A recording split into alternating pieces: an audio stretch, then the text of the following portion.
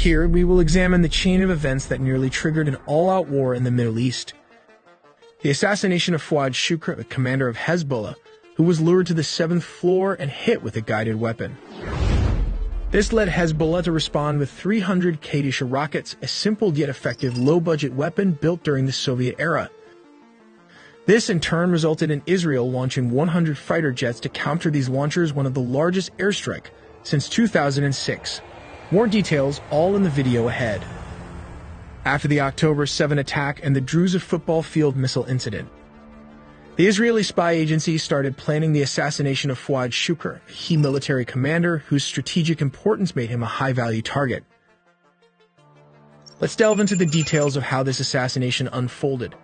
Southern Beirut, Lebanon serves as a stronghold for Hezbollah, where Fuad Shukr resided in a fortified 7-story building. This building was not only his home, but also served as a base of operations, with his office strategically located on the 2nd floor, allowing him to oversee and coordinate critical military activities. On the day of the assassination, Fuad Shukr was working in his office, likely engaged in the planning and communication that were vital to Hezbollah's operations.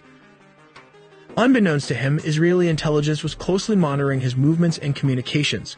According to reports, Israeli intelligence managed to intercept a Hezbollah phone call, which played a crucial role in the assassination plot. The intercepted call was manipulated to deliver a false directive, instructing Fuad Shukr to return to his residence on the top floor of the same building.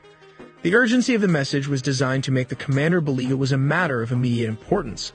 This clever ruse was a deliberate attempt to isolate Fuad Shukr in a specific location, ensuring that the strike would be as effective as possible.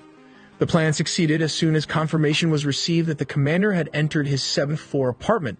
The final phase of the operation was set into motion. An aircraft, possibly an F-16, was dispatched to carry out the precision strike. Equipped with a laser-guided bomb, similar to the highly advanced Spice weapon, the aircraft locked onto the target.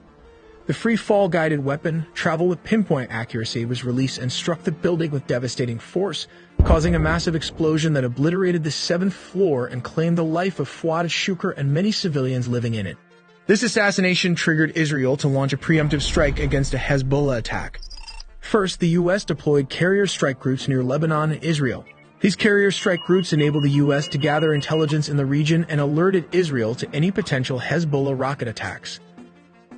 As a reminder, Hezbollah is the largest non-state actor, is believed to have approximately 150,000 or more rockets and missiles stored in the areas marked in green. In response, Israel launched 100 fighter jets in a preemptive strike, one of the biggest and first major actions since the Israeli-Lebanon War in 2006. The operation involved a combination of jet fuel tankers, around 50 to 60 numbers of F-16 fighter jets, and approximately 20 F-35 stealth fighter jets, capable of penetrating deep into Lebanon to neutralize these launch sites. Let's explore how the F-35 managed to acquire a target at 4:30 in the dark.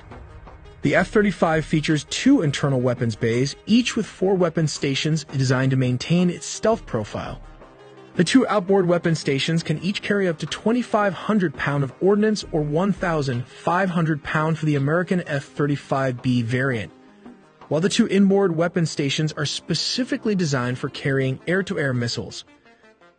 The JDAM, or Joint Direct Attack Munition, Paveway series of bombs, Joint Standoff Weapon, and cluster munitions are examples of air-to-surface weaponry compatible with the outboard stations. Not to forget the $400,000 helmet. Let's take a closer look at its components.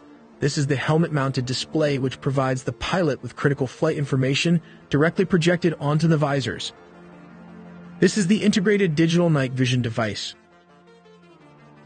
The helmet is connected to a data feed that displays imagery from 6 cameras mounted on the F-35 airframe. This imagery moves in sync with the pilot's head.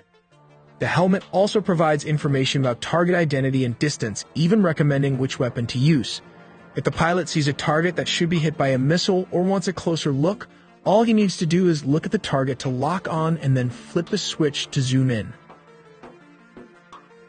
The pilot can effectively see through their own body and the floor of the plane to the terrain below, enabling them to attack even moving targets. Let's take a look at the $1 billion radar paint technology, which is still classified, but here's what we know from aviation experts. It involves the use of radar-absorbing material, also called RAM. RAM is a polymer-based material applied to the surface of stealth military aircraft, like the F-22 Raptor and F-35 Lightning II. This reduces the aircraft's radar cross-section, making it more difficult to detect by radar. Before we look from Hezbollah point of view, let's take a look at how to fire an S-16 jet. Let's look at how they fire the missiles and the chain gun. Step 1. Turn on master arm located here. Step 2. Now select on air-to-air mode.